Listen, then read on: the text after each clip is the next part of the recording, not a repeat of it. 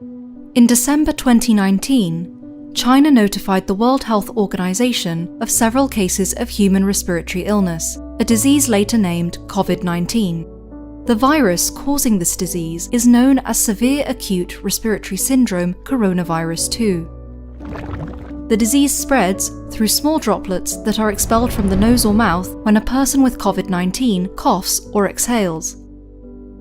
Therefore, standing close to someone who is infected can put you at risk. These droplets can land on your hand and be transmitted through something as simple as a handshake, if afterwards you touch your eyes, nose, or mouth, the so-called T-zone. The virus is known to survive on different types of surfaces, so touching these contaminated surfaces and then touching your T-zone brings a high risk of infection. What we know so far: the coronavirus is spherical in shape, and its genetic material is encapsulated by different types of proteins.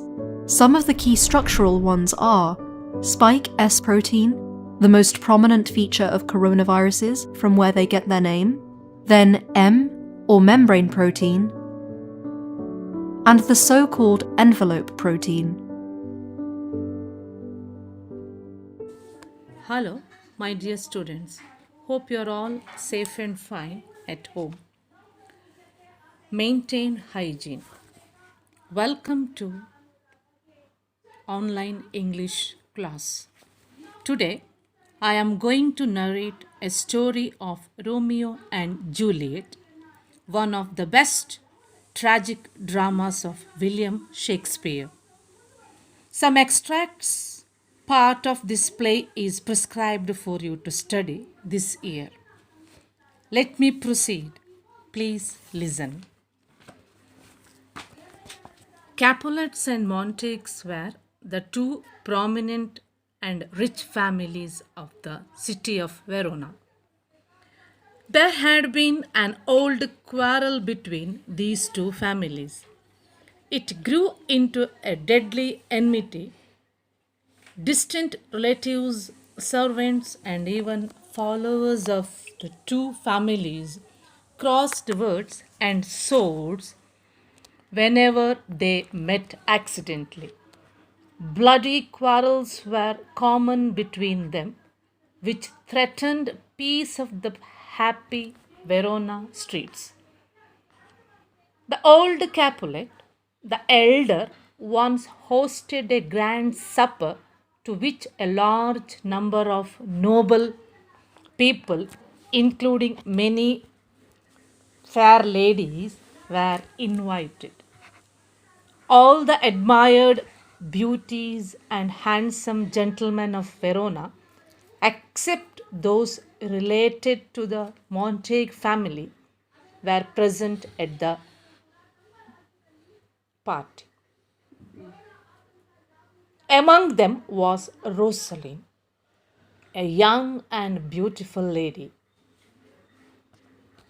Romeo, the son of old Lord Montague, was madly in love with Rosaline, although she never liked him.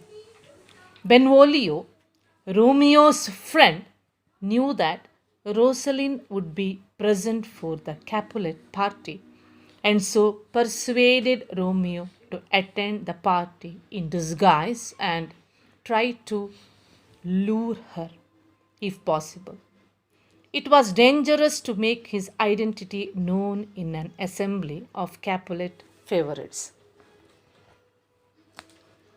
Benvolio really wanted Romeo to see other beautiful ladies in comparison with Rosaline, who did not repay the love of Romeo. Let him see for himself that his swan was only a crow when seen among others. Thus he would turn his mind against the loveless girl Rosaline, the friend thought. Romeo was a sincere and passionate lover who lost his sleep for his love for Rosaline. Benvolio wanted to cure Romeo's unprofitable love for her. Here was an opportunity for him to see a variety of maiden beauties of Verona in their happy moods and best looks. So, Romeo and Benvolio, accompanied by another friend, Mercatio, all disguised under a mask for each, went to the Capulet supper party. The old Capulet was in one of his happiest moods. He welcomed his guests heartily. They could drink, dance, and eat merrily. He encouraged the guests. The light hearted old man said that when he was young, he went in disguise and told a whispering tale in a fair lady's ear. The happy guest of the Capulet soon fell to dancing, and as Romeo looked around, he saw many bewitching beauties to whom his fair Rosaline was no match. Romeo was not at all dejected for Rosaline's indifference when she ignored him. There were much more lovable girls around. The exceeding beauty of a lady who danced there struck Romeo most. She could make lights brighter, and her beauty sparkled like a rich jewel at night, he told himself. She was much more ahead of her other companions in her fine looks and perfections of movements. Tybalt, a nephew of Lord Capulet, overheard what Romeo said. He identified Romeo by his voice. But his uncle, the old Capulet, intervened and put him quiet. He did not want his respectable guest to be embraced at the time of happy get together by any sort of quarrel. Also, he knew that Romeo was all means a gentleman, liked by everyone in Verona because of his virtuous behavior. Capulet would not allow any injury to such a person at such a moment in his presence. During the course of the dancing, Romeo slowly moved to the spot where the lady who amazed him by her exquisite looks was moving about. In a gentle manner, he took her hand and said he was a pilgrim desiring to kiss the hand, for the place was a shrine. Next, Romeo inquired to know who her mother was. He was shocked to know that the lady with whom he was talking was the daughter and heir to the Lord Capulet, the great enemy of his father, Lord Montague. Unknowingly, he had given his heart to his foe. It troubled him, but he could not dissuade himself from loving Juliet, the fair Capulet lady. Juliet's mother had called her in to tell her that she was getting friendly with Romeo, the Montague boy, who should not be encouraged. By the time she had also ran into a passion for Romeo. She was restless when she learned that she was loving her enemy and that the love must end there. Finally, considerations should not be thrown away, just like that.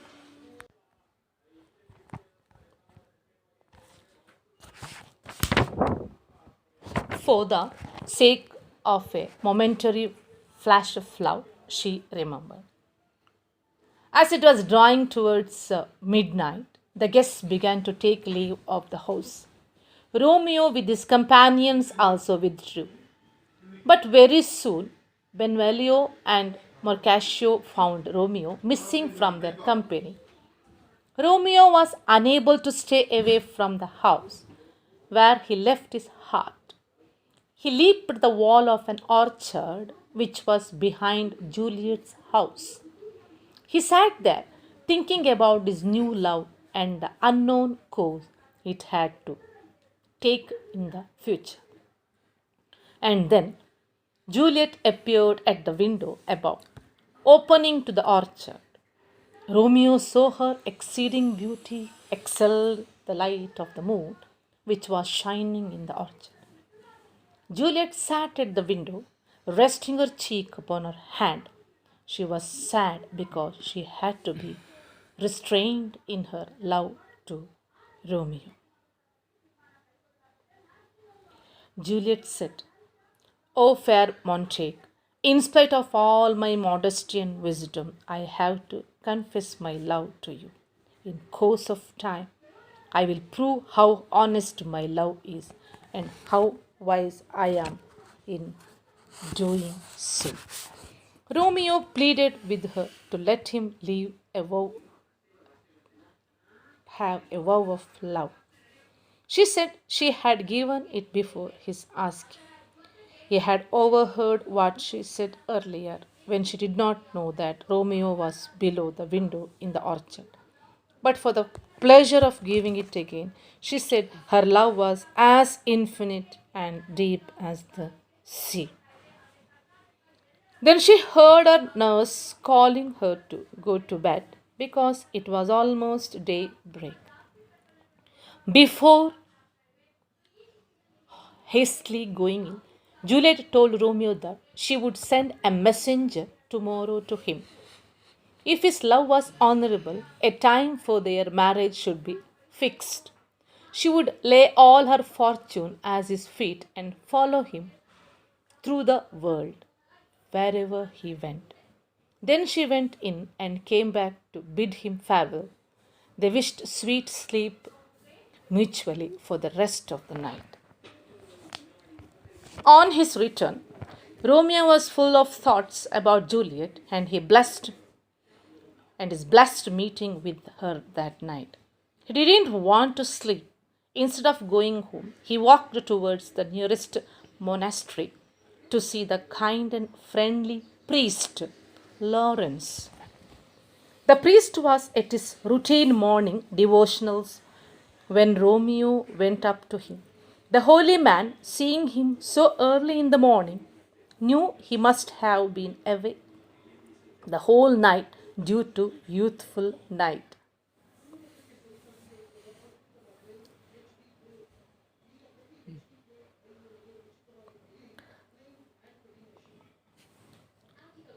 Which keeps young people sleepless at night. He knew Romeo was crazy in his love for Rosalie. He had heard many complaints from Romeo about her unkind attitude.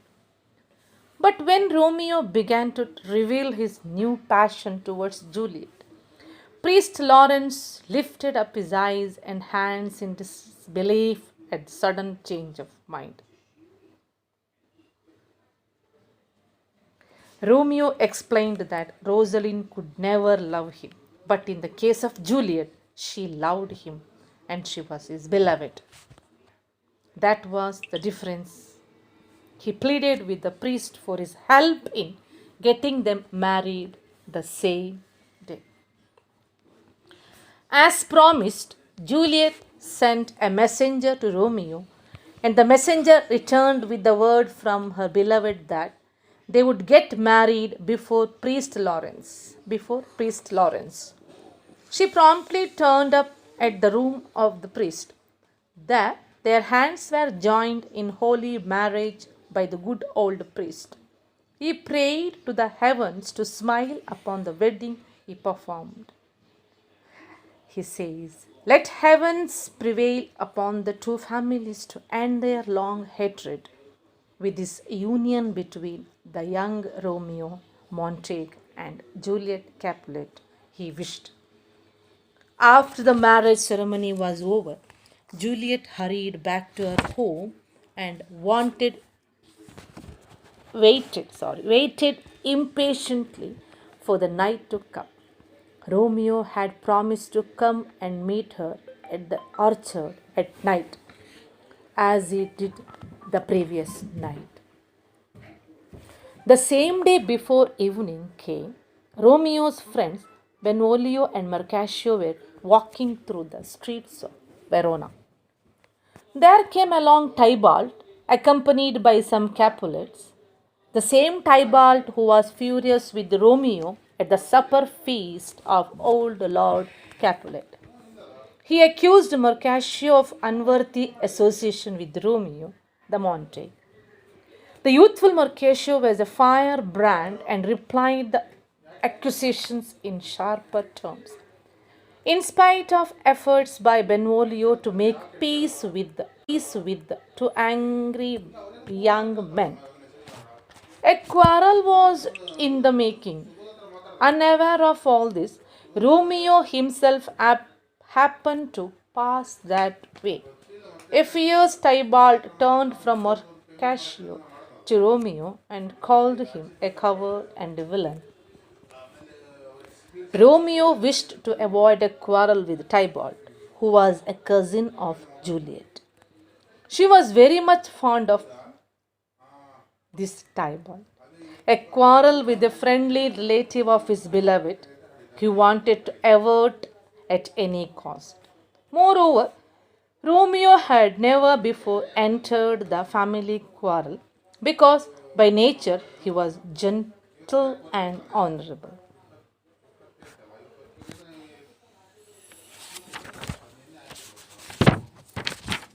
Good Capulet, Tybalt, Romeo said, "Be patient and kindly do listen to me." Tybalt hated all Montagues as he hated hell. He would not hear any reason. He drew the sword, his weapon. Mercatio did not know Romeo's secret motive for desiring peace with Tybalt. He thought the hesitation Romeo displayed was some sort of a calm and dishonorable submission. Mercatio provoked Tybalt with many disdainful words of abuse and challenged him to settle the quarrel with him first. Tybalt and Mercatio fought, although Romeo and Benvolio tried in vain to pacify them and take them part. Mercatio received his death wound from Tybalt and fell dead, profusely bleeding. The death of Mercatio altered the temper of Romeo. He showered all scornful words against Tybalt. He called him a foul killer. And they drew their swords and fought till Tybalt was killed by Romeo. The deadly quarrel took place in the heart of Verona at mid-noon. A large crowd of citizens gathered at the spot. Among them were the old lords of Capulet and Montague and their wives and servants. The prince himself soon arrived at the scene because Mercatio was related to him. News had reached him that Tybalt had slain Mercatio.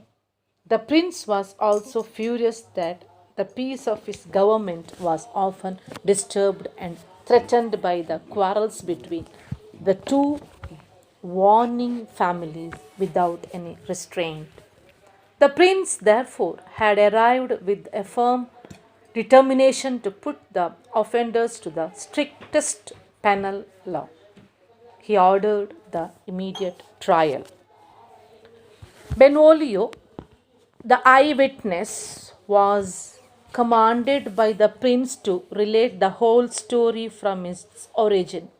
He faithfully narrated the beginning of the quarrel on the street. He softened the part of Mercatio and Romeo. The full blame went to Tybalt, who was already dead. Lady Capulet was extremely grieved for the loss of her nephew, Tybalt. She was revengeful. She pleaded strongly for the most strict punishment of death to the murderer of her nephew, Tybalt. Benvolio's narration was only partially true because he was a friend of the Montagues and Romeo particularly. He had secret intentions and motives to defend Romeo. He was not speaking the whole truth. she argued.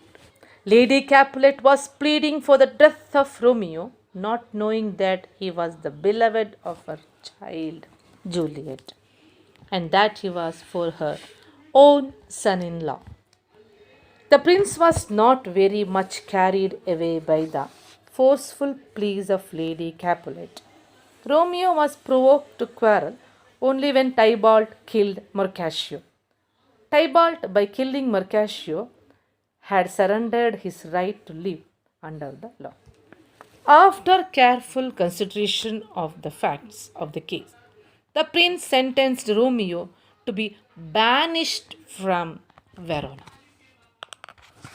This news came to Juliet as a heavy blow.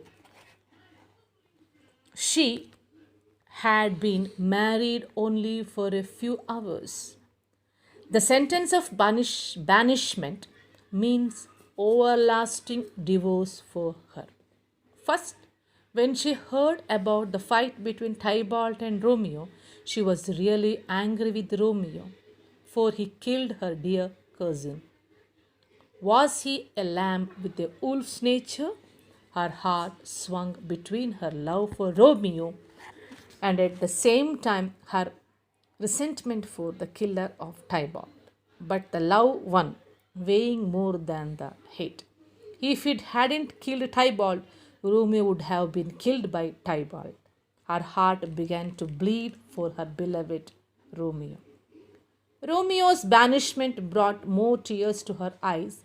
Forced exile for Romeo was more terrible for her than the death of many Tybalt. After the killings, Romeo had taken refuge in the room of priest Lawrence. The news of the banishment sentence reached the monastery. It seemed to him far more terrible than death.